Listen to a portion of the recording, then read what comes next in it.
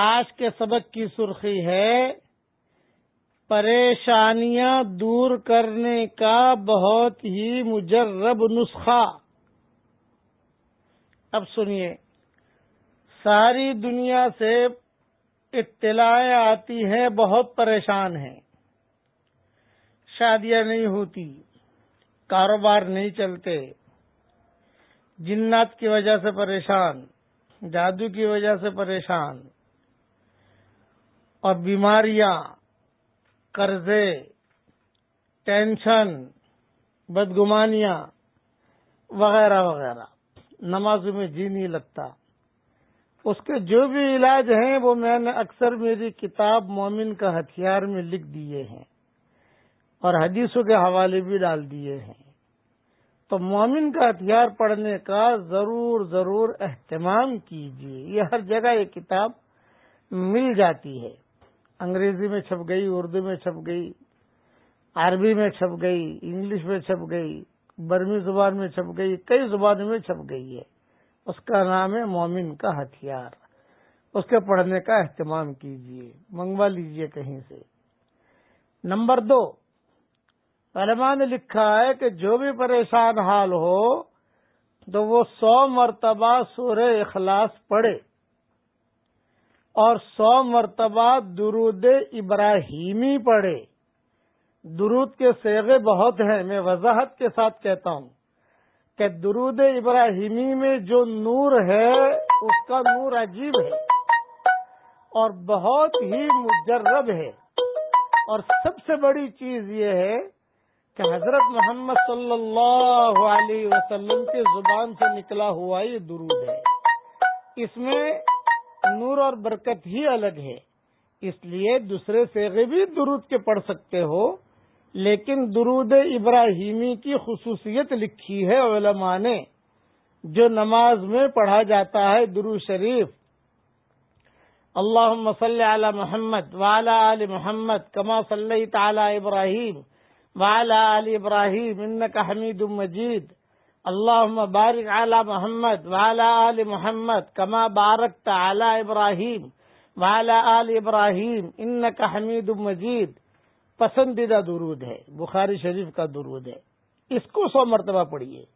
یہ خاص طور سے میں سمجھا رہا ہوں کہ درود شریف پڑھیے، لیکن درود ابراہیمی کا اہتمام کیجیے، درود ابراہیمی کا اہتمام کیجیے، درود ابراہیمی کا اہتمام کیجیے، تو دیکھو گے کہ آپ کی دعائیں کیسی قبول ہوتی ہیں اور آپ کے کام بھی اللہ کیسے بناتا ہے۔ تیسری بات کہ جو مائیں بہنیں ایام میں ہوتی ہیں وہ ایام میں سورہ اخلاص نہیں پڑھ سکتی، ہاں درود شریف پڑھ سکتی ہیں۔ بس یہ باتیں کچھ اہم تھی جو مجھے بتانی تھی۔ اس کے بعد پھر اللہ تعالیٰ سے اپنی حاجتیں مانگیے۔ خلاصہ کلام یہ کہ 3 باتوں کی طرف میں نے متوجہ کیا آپ کو۔ مومن کا ہتھیار پڑھیے، صبح شام کی ساری دعائیں ہیں، جنات، جادو، سب سے حفاظت کے نسخے میں نے لکھ دیے ہیں حدیثوں کے حوالے کے ساتھ۔ نمبر 2، 100 مرتبہ سورہ اخلاص پاکی کی حالت میں، اور نمبر 3، 100 مرتبہ درود ابراہیمی بس۔ اور نمبر 4، اٹھتے بیٹھتے اتنا جملہ کہنا، استغفر اللہ، اے اللہ معاف کر دے، اے اللہ معاف کر دے، اے اللہ معاف کر دے، اے اللہ معاف کر دے۔ نمبر 5، لا حول ولا قوت الا باللہ بہت پڑھنے کا اہتمام کیجیے۔ نمبر 6، یا ذا الجلال والاکرام، یا ذا الجلال والاکرام، یا ذا الجلال والاکرام۔ یہ بھی صحیح حدیثوں کی ساری باتیں میں نے اس میں بیان کر دی ہے۔ اس کے بعد اپنے لیے دعا مانگیے، پوری امت کے لیے دعا مانگیے، دیکھیے اس کے اثرات کیسے پڑتے ہیں۔ لیکن پھر وضاحت کرتا ہوں، درود ابراہیمی سے دوستی کر لیجئے۔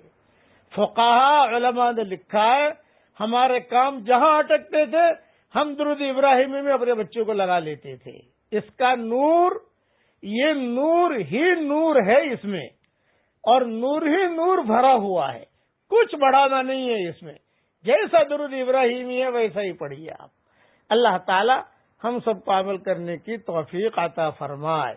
اور پھر اب پڑھ لیجئے میرے ساتھ، اے اللہ مجھے جنت میں داخل فرمائیے، اے اللہ مجھے جنت میں داخل فرمائیے، اے اللہ مجھے جنت میں داخل فرمائیے، اے اللہ جہنم سے مجھے بچا لیجئے، اے اللہ جہنم سے بچا لیجئے، اے اللہ جہنم سے بچا لیجئے۔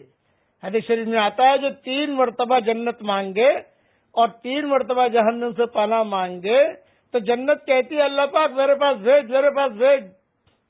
جنت ٹکٹ بھیجتی ہے جنت میں جانے کا، اور پھر جب جہنم سے پناہ مانگے تو جہنم جو ہے وہ ٹکٹ کینسل کر دیتی ہے۔ جہنم کہتی ہے کہ اللہ پاک میرے پاس مت لانا۔ یہ ترمذی میں یہ حدیث ہے۔ اتنا پڑھ لیجئے، پڑھوا لیجئے، آگے بھیج دیجئے۔ اللہ تعالی ہم سب کو عمل کرنے کے توفیق عطا فرمائے، آمین۔ وآخر دعوانا ان الحمدللہ۔